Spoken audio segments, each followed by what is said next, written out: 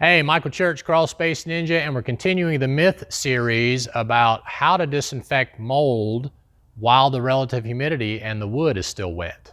Stay tuned.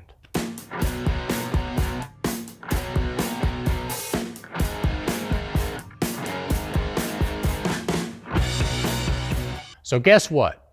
Mold protocol actually requires you to lower the humidity and dry out the surface that you're disinfecting.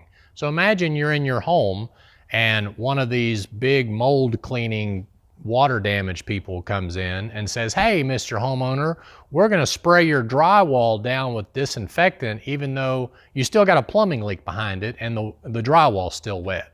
Well, after you kick them out of your house and get somebody else to do it right, then they'll take care of it correctly, right? Well, why do crawl space companies feel like that they can address mold without drying out the wood first? You have to lower the humidity, dry out the wood, then you can properly address the mold. So that's a myth. Don't let anybody disinfect the mold without drying it out first. If your crawl space company starts on day 1 and finishes in day 4 without dry time in between, they're doing it wrong. My name is Michael Church with Crawl Space Ninja. We'll hope you make it a happy and blessed day. We'll see you later.